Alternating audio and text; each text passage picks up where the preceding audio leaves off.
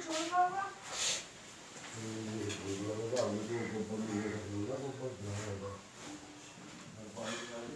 Morning students. बेटा last class में हमने डिस्कस किया है moving coil galvanometer. Okay, and ये बात सामने आई है कि जो आपका गैल्वेनोमीटर है it can be use to detect the current as well as the voltage.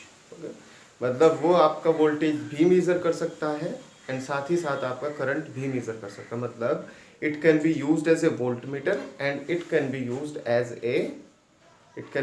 As a ammeter. Okay, so एक तो वो कन्वर्जन हमें पढ़नी है कि कैसे ये वोल्टमीटर की तरह काम कर सकता है, कैसे ये अमीटर की तरह काम कर सकता है। सो एक तो कन्वर्जन पढ़ने हैं एंड दूसरा जो टॉपिक है आज जो हमें पढ़ना है वो है सेंसिटिविटी। ठीक है, सेंसिटिविटी का मतलब आप ये समझ सकते हैं कि कोई भी गैल्वेनोमीटर कितना सेंसिटिव है। ठीक है, सेंसिटिविटी मतलब कोई भी गैल्वेनोमीटर जो है वो कितना सेंसिटिव है। जैसे आपने एक ऐड आता है उसमें देखा होगा कि दांतों में सेंसिटिविटी हो जाती है ना। ठीक है, क्या आपके दांतों में सेंसिटिविटी है? तो वहाँ सेंसिटिविटी का मतलब क्या है कि नॉर्मल से, ठीक है, अगर थोड़ा सा गर्म या थोड़ा सा ठंडा, ठीक है, नॉर्मल से जैसे ही डिपार्चर होता है तो फील हो जाता है। सेंसिटिविटी का मतलब यही तो है कि अगर आपके दांतों में सेंसिटिविटी है तो क्या होगा उसमें कि अगर आप नॉर्मल इनटेक कर रहे हैं तो ठीक है, लेकिन अगर नॉर्मल से थोड़ा सा गर्म होगा या नॉर्मल से थोड़ा सा ठंडा होगा तो आपके दांतों को इफेक्ट कर देता है। ठीक है, समझ रहे बातें? सो वो सेंसिटिविटी होती है। तो यहाँ भी सेंसिटिविटी का मतलब कुछ कुछ ऐसा ही होने वाला है। तो इसमें क्या होगा, इसमें नॉर्मल से ना लेकर के हमें देखना है जीरो से। ठीक है, दांतों के लिए तो नॉर्मल चीज़ें हैं, यहाँ नॉर्मल हमारा क्या है, नल पॉइंट क्या है, वो जीरो पे। ठीक है, तो सेंसिटिविटी क्या चीज़ सिखाने वाली है, क्या ये बताएगा गैल्वेनोमीटर कितना सेंसिटिव है कितना सेंसिटिव नहीं है।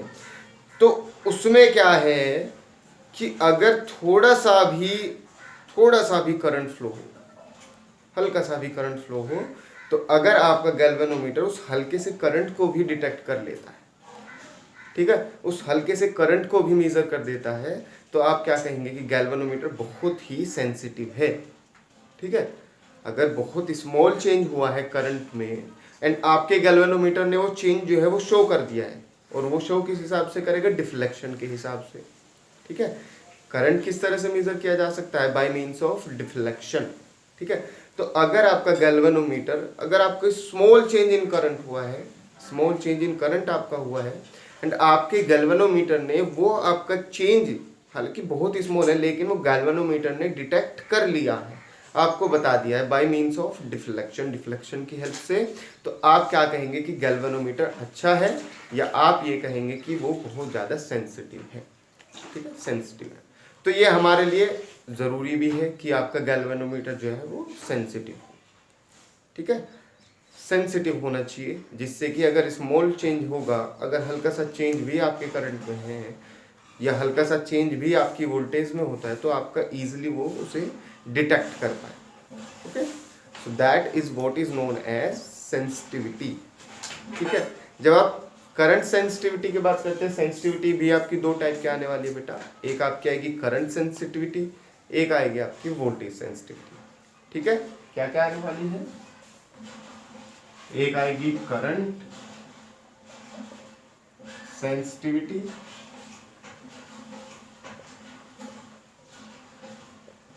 एंड दूसरी आपकी आएगी वोल्टेज सेंसिटिविटी। ठीक है, current sensitivity and voltage sensitivity. तो करंट सेंसिटिविटी का मतलब क्या आने वाला है कि गैल्वेनोमीटर आपका डिफ्लेक्शन दिखाएगा जब आपका स्मॉल चेंज होगा करंट में। ठीक है, अगर आपका चेंज थोड़ा सा आपका करंट में चेंज हुआ है, गैल्वेनोमीटर ने आपको दिखा दिया है, तो आप कहेंगे कि इट इज करंट सेंसिटिविटी। ठीक है, वोल्टेज सेंसिटिविटी का मतलब क्या है कि अगर आपकी वोल्टेज में थोड़ा सा भी चेंज होता है, आपके गैल्वेनोमीटर ने वो शो कर दिया है, तो आप उसे कहेंगे कि ये वोल्टेज सेंसिटिव है। ठीक है, सो सेंसिटिविटी किससे रिलेटेड है, सेंसिटिविटी आपकी जो है मेजरमेंट से आप कह सकते हैं रिलेटेड है। वो मेजरमेंट यहाँ किससे रिलेटेड है? वो मेजरमेंट आपका रिलेटेड होता है थीटा से, डिफ्लेक्शन से। ठीक है, सेंसिटिविटी किससे रिलेटेड होती है? डिफ्लेक्शन से, दैट इज थीटा। ठीक है, दैट इज थीटा। तो करंट सेंसिटिविटी का मतलब है कि कितना करंट में चेंज हो जिससे डिफ्लेक्शन इतना आ जाए, है ना। करंट सेंसिटिविटी का मतलब कि भैया चेंज इन करंट, ठीक है, डिफ्लेक्शन आप कह सकते हैं, डिफ्लेक्शन पर यूनिट करंट आप कह सकते हैं, डिफ्लेक्शन पर यूनिट करंट आप कह सकते हैं कि अगर आपका थोड़ा थोड़ा चेंज हो रहा है करंट में तो उसी हिसाब से डिफ्लेक्शन आपका कितना आपका आता जा रहा है। ठीक है, क्योंकि डिफ्लेक्शन ही तो मेजरमेंट दे रहा है, समझ रहे हैं।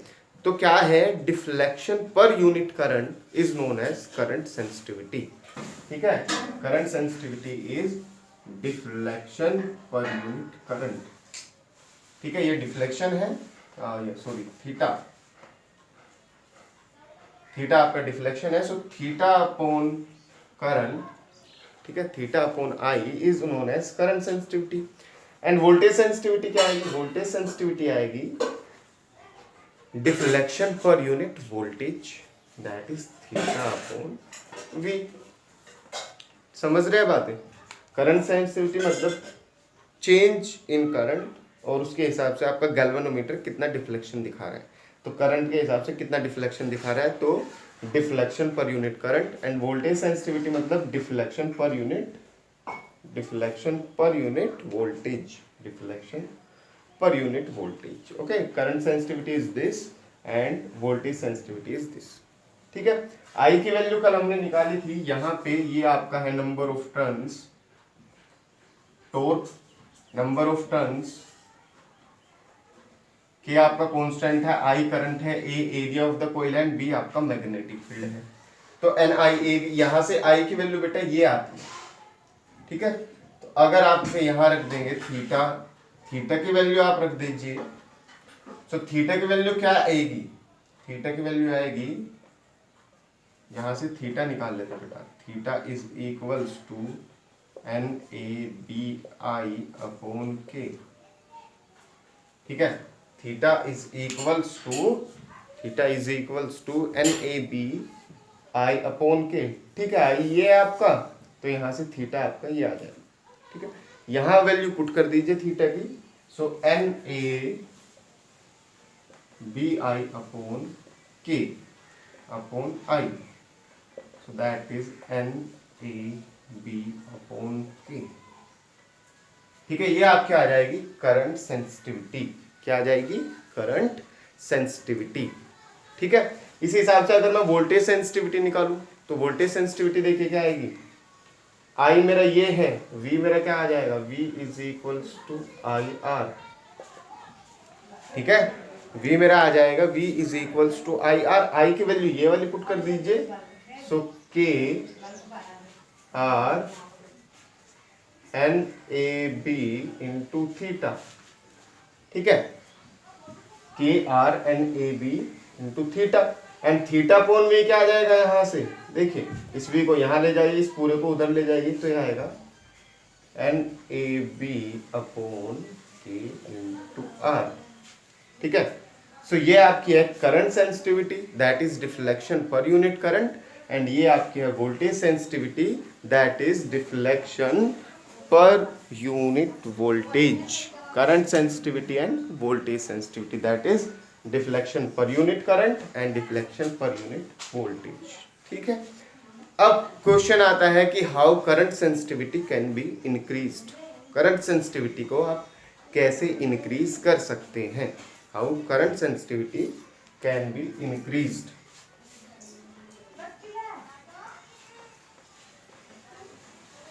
ठीक है, इसे इंक्रीज करके देखना है। तो देखिए के तो आपका कांस्टेंट है, के तो आपका कांस्टेंट है, तो के पे तो कोई भी इफेक्ट नहीं पड़ने वाला है। अब कैसे कैसे इफेक्ट पड़ सकते हैं, क्या क्या इफेक्ट पड़ सकते हैं, वो आप देखेंगे कि किस तरह से आपका इफेक्ट पड़ सकता है। देखिए के कांस्टेंट है, इसमें चेंज नहीं हो सकता, एन में चेंज हो सकता है, मतलब नंबर ऑफ टर्न्स अगर बढ़ा दिए जाएंगे कोयल के तो आपकी करंट सेंसिटिविटी बढ़ जाएगी। ठीक है, number of turns of coil is increased. ठीक है, अगर आप n बढ़ा देंगे, नंबर ऑफ टर्न्स बढ़ा देंगे, तो आपकी करंट सेंसिटिविटी बढ़ जाएगी। First point is that. Second क्या है, आप area of coil, area of loop बढ़ा दीजिए, एरिया ऑफ कोयल या लूप आप कह दीजिए इज इंक्रीज्ड। ठीक है, एरिया ऑफ लूप अगर बढ़ा दिया जाता है या एरिया ऑफ कोयल अगर बढ़ा दिया जाता है तो बेटा आपका ये भी इंक्रीज हो जाएगा। ठीक है, फिर लास्ट चीज आएगी बी, मैग्नेटिक फील्ड। मतलब अगर आप मैग्नेटिक फील्ड स्ट्रॉन्ग, मतलब जिसमें आपने वो कोयल रखा हुआ है वो स्ट्रॉन्ग, मतलब स्ट्रॉन्ग मैग्नेट्स आर यूज्ड। ठीक है, मतलब मैग्नेटिक फील्ड इज इंक्रीज। और ये कैसे इंक्रीज होगा, मैग्नेटिक फील्ड कैसे इंक्रीज होगा, by using strong magnets, by using strong magnets. ठीक है, बाय यूजिंग स्ट्रॉन्ग मैग्नेट्स।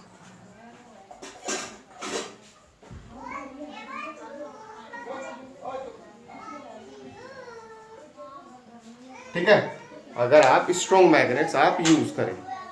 ठीक है, तो ये आपका इस तरह से करंट सेंसिटिविटी का पोर्शन हो जाएगा। एंड करंट सेंसिटिविटी आपका इस तरह से आप इसे कर सकते हैं। दूसरी बात आती है वोल्टेज सेंसिटिविटी को कैसे बढ़ाया जाए। अब देखिए यहाँ अगर आप इस फॉर्मूले को देखेंगे तो बेटा आपके दिमाग में ये आ सकता है कि number of turns is increase, voltage sensitivity की मैं बात कर रहा हूँ। अगर आप नंबर ऑफ टर्न्स बढ़ा देंगे, ठीक है, नंबर ऑफ टर्न्स अगर आपने बढ़ा दिए हैं, मतलब एक कोयल था ऐसे 1 टन 2 टन 3 टन, ठीक है, तो जैसे जैसे टर्न बढ़ते जाएंगे, जैसे जैसे नंबर ऑफ टर्न्स बढ़ते जाएंगे तो करंट सेंसिटिविटी तो इंक्रीज हो गई। वोल्टेज सेंसिटिविटी देखिए किस तरह से चेंज होती है।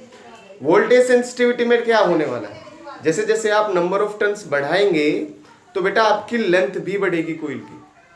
ठीक है, नंबर ऑफ टर्न्स अगर आप बढ़ाते हैं तो बेटा ज्यादा ज्यादा आपका कोयल लगने वाला है ना, मतलब length of the coil is increased. तो मतलब नंबर ऑफ टर्न्स अगर इंक्रीज होते हैं तो आपका लेंथ भी इंक्रीज होगी। ठीक है, नंबर ऑफ टर्न्स अगर आप बढ़ा देंगे तो लेंथ भी बढ़ जाएगी, और लेंथ अगर बढ़ जाएगी तो resistance is directly proportional to length.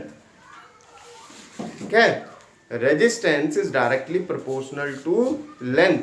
तो अगर आप नंबर ऑफ टर्न्स बढ़ा देंगे तो उसी हिसाब से लेंथ बढ़ जाएगी, अगर लेंथ बढ़ जाएगी तो आपका रेजिस्टेंस भी बढ़ जाएगा।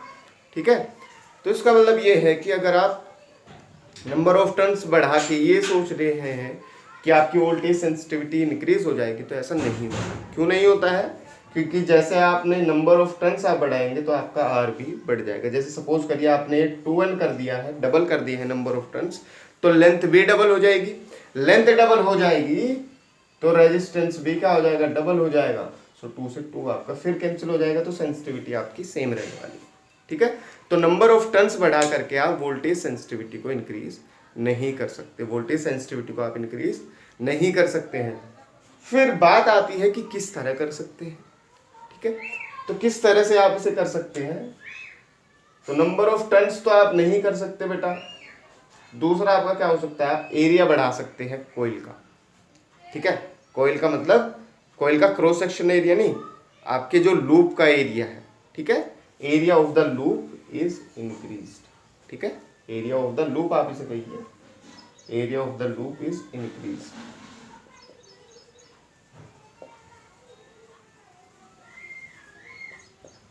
ठीक है, अगर आप एरिया बढ़ा देंगे। फिर दूसरा क्या है, B, magnetic field increased. B is increased, मतलब अगर आप ज्यादा स्ट्रॉन्ग मैग्नेट्स आप यूज करें। ठीक है, तो ये आपकी करंट सेंसिटिविटी है, ये आपकी वोल्टेज सेंसिटिविटी है। इस तरह से इसे इंक्रीज किया जा सकता है, इस तरह से इसे इंक्रीज किया जा सकता है। वोल्टेज सेंसिटिविटी को नंबर ऑफ टर्न्स बढ़ाने से आप नहीं बढ़ा सकते हैं। ठीक है, so that is the galvanometer that is related to the sensitivity. ठीक है, सेंसिटिविटी मतलब कितना अच्छे से वो चेंज को डिटेक्ट करता है, आपको बता देता। मतलब हल्का सा भी अगर आपका चेंज हुआ है करंट में या वोल्टेज में, तो आपको उसे भी डिटेक्ट करके आपको बता देगा। तो कोई भी गैल्वेनोमीटर जितना ज़्यादा सेंसिटिव होगा आपके लिए उतना ही वो बेटर मेजरमेंट देगा। ठीक है, जितना ज़्यादा सेंसिटिव होगा, ओवर सेंसिटिव नहीं होना चाहिए। ठीक है, ओवर सेंसिटिव नहीं होना चाहिए। ओवर सेंसिटिव का मतलब होता है बेटा कि चेंज कम हुआ है करंट में, वो ज़्यादा शो कर दे। ठीक है, तो ओवर सेंसिटिव नहीं होना चाहिए, सेंसिटिव होना चाहिए, ज़्यादा सेंसिटिव होना चाहिए। ठीक है, ओवर सेंसिटिव नहीं होना चाहिए। समझ गए? So current sensitivity, deflection per unit current, ठीक है, deflection per unit current theta upon I, and voltage sensitivity that is deflection per unit voltage. ठीक है, तो ये आपका current sensitivity and voltage sensitivity था। अब बात कर लेते हैं इसमें कन्वर्जन की, क्योंकि भैया हमने ये पढ़ा है कि ये वोल्टमीटर की तरह भी काम करता है एंड एमीटर की तरह भी काम करता है, तो वो हम देखने वाले हैं कि किस तरह से ये काम कर सकता है। ठीक है, बहुत सिंपल लॉजिक आप यूज करेंगे। ठीक है, बहुत सिंपल आप इसे बना लेने वाले हैं, बहुत सिंपली इसे आप कर पाएंगे। ठीक है, बहुत इजी आपका ये कन्वर्जन होगा।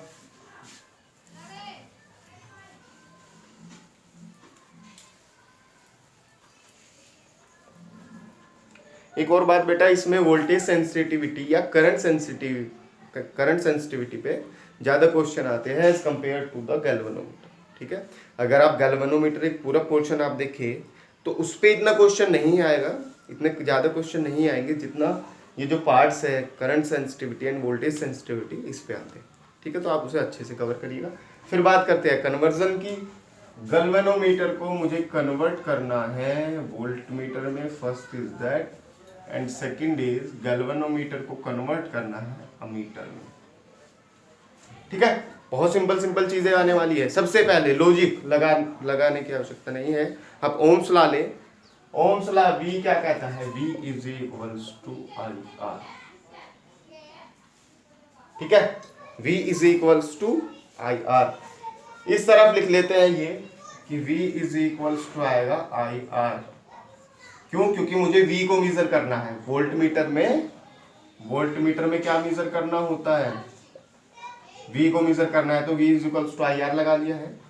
एंड एमीटर में मुझे क्या मेजर करना होता है? एमीटर से मुझे करंट मेजर करना होता है, तो यहां मैं लिख दूंगा I is equals to V upon R।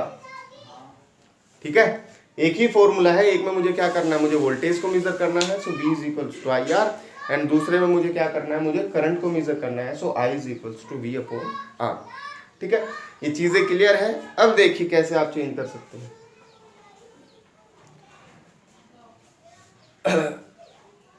Value अच्छी कब आएगी, रीडिंग अच्छी कब आएगी?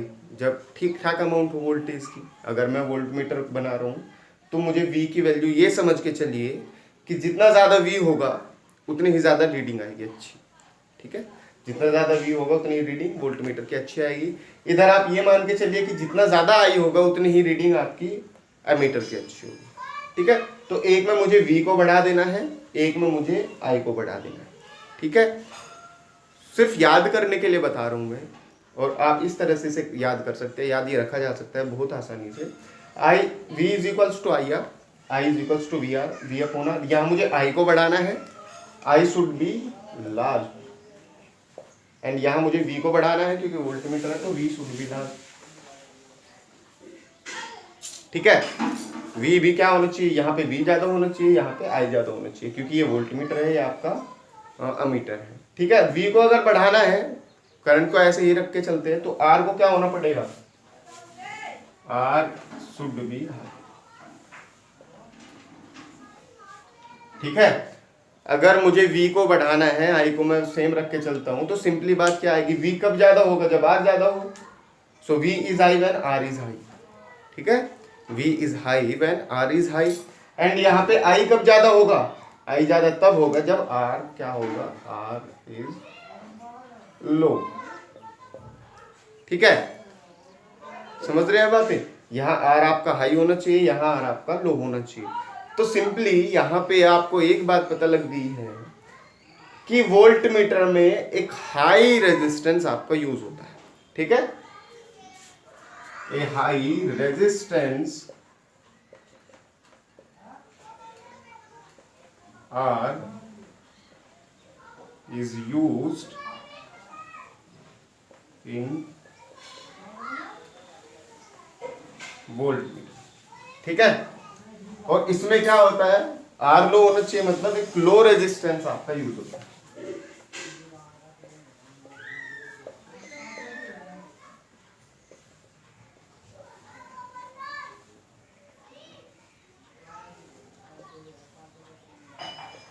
एक लो रेजिस्टेंस आपका मीटर में यूज होगा, एक हाई रेजिस्टेंस आपका वोल्ट मीटर में यूज होगा। ये चीजें क्लियर होगी बहुत, ठीक है। वोल्ट मीटर में हाई रेजिस्टेंस और एमीटर में लो रेजिस्टेंस। अब मैं बात करता हूँ कॉम्बिनेशन ऑफ रेजिस्टेंस, ठीक है। कुछ रेजिस्टेंस मेरे जी का है, मतलब गैल्वेनोमीटर का कुछ ना कुछ रेजिस्टेंस रहने वाला है। कुछ रेजिस्टेंस मेरा ये आ जाएगा, इसमें भी कुछ रेजिस्टेंस मेरा गैल्वेनोमीटर का होगा, और बाकी रेजिस्टेंस जो है इसका आ जाएगा। मुझे आर को बढ़ा देना है बेटा, आर को ज्यादा रखना है, जी के साथ इस आर को कंबाइन करना है, गैल्वेनोमीटर के साथ इस आर को कंबाइन करना है, यहां भी गैल्वेनोमीटर के साथ मुझे इस आर को कंबाइन करना है। लेकिन होना क्या चाहिए, यहां मेरा जो इफेक्टिव रेजिस्टेंस है वो ज्यादा आना चाहिए, यहां मेरा जो इफेक्टिव रेजिस्टेंस है वो कम आना चाहिए। समझ रहे हैं बात? यहां मेरा रेजिस्टेंस हाई होना चाहिए, मतलब इफेक्टिव रेजिस्टेंस हाई होना चाहिए, यहां मेरा क्या होना चाहिए, लो होना चाहिए।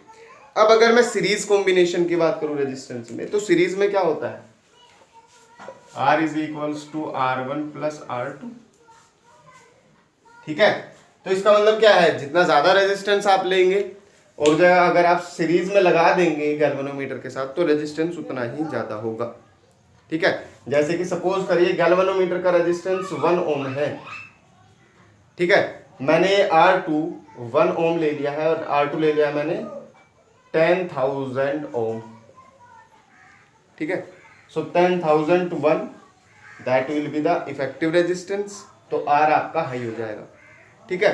अगर मैं 20,000 लूंगा तो और ज्यादा हाई, अगर मैं और ज्यादा लूंगा तो और ज्यादा हाई। मतलब सीरीज में अगर आप कंबाइन करते हैं तो रेजिस्टेंस आपका बढ़ता है, ठीक है। सीरीज में अगर आप कंबाइन करेंगे तो रेजिस्टेंस आपका बढ़ेगा। तो यहां मुझे ज्यादा ही रेजिस्टेंस चाहिए, ठीक है, यहां मुझे ज्यादा ही रेजिस्टेंस चाहिए, तो कैसे कंबाइन कर दूं मैं इसे गैल्वेनोमीटर के साथ, इन सीरीज, ठीक है। A high resistance is used in voltmeter, ठीक है, in series combination। किसमें, सीरीज कॉम्बिनेशन में। कुल मिलाकर अगर सपोज करिए मेरा गैल्वेनोमीटर है, ये मेरा गैल्वेनोमीटर है, तो इसके साथ अगर मैं R जो कि हाई वैल्यू का है, अगर मैं ऐसे ये कनेक्ट कर देता हूं, इस तरह से मैंने इसे जोड़ दिया है सीरीज में, तो बेटा ये जो आपकी डिवाइस बनेगी, ये वाली, इन दोनों का कॉम्बिनेशन, ये आपका बनता है वोल्टमीटर। क्या बनेगा, वोल्टमीटर, ठीक है। फिर बात करते हैं एमीटर के। एमीटर के लिए मुझे आर लो चाहिए। आर कम कब होता है, देखिए 1/2 प्लस 1/2 1/1 दैट इज 1। अगर 2 का मैं लूं तो 1 आता है, ठीक है। 1/R is equals to 1/R1 plus 1। अगर मैं 2 और 2 के रेजिस्टेंस लूं तो मेरा 1 आता है रेजिस्टेंस, आर मेरा क्या आता है 1, मतलब हाफ हो जाता है। इसका मतलब क्या है कि अगर आप पैरेलल में कंबाइन करते हैं तो रेजिस्टेंस आपका डिक्रीज होता है। सीरीज में आप करेंगे तो रेजिस्टेंस इंक्रीज होगा। तो यहाँ मुझे आर हाई चाहिए था, मैंने सीरीज में कंबाइन कर दिया है। यहाँ मुझे क्या चाहिए, लो चाहिए। लो कब होगा, जब वो बेटा आपका कैसे कनेक्टेड हो, पैरेलल में कनेक्टेड हो। क्यों, क्योंकि पैरेलल में रेजिस्टेंस जो है वो कम हो जाता है, ठीक है। सो यहां क्या आएगा, इन पैरेलल, ठीक है, ठीक है, इन पैरेलल कॉम्बिनेशन। तो अगर ये मेरा गैल्वेनोमीटर है, ठीक है, एंड इसके साथ मैं ये इस तरह से कनेक्ट कर देता हूं, तो बेटा ये जो मेरी इफेक्टिव डिवाइस अब है, ये वाली डिवाइस जो मेरी बनी है, ये मेरा है एमीटर। एमीटर, ये आर क्या होना चाहिए, आर लो होना चाहिए, क्योंकि जितना ज्यादा आप लो रेजिस्टेंस कंबाइन करेंगे उतना ही आपका ये जो टोटल रेजिस्टेंस है वो और भी कम होगा। तो आई होप ये आपको समझ आया है। बहुत आसान टॉपिक है। इन केस आपको इसमें कोई डाउट है तो बेटा आप पूछ सकते हैं, ठीक है। वैसे इसमें डाउट वाला कोई भी पोर्शन नहीं है, ऐसा ही आपका सेंसिटिविटी वाला पोर्शन है, ऐसा ही आपका कन्वर्जन वाला पोर्शन। तो बच्चे आई होप ये आपको समझ आया है।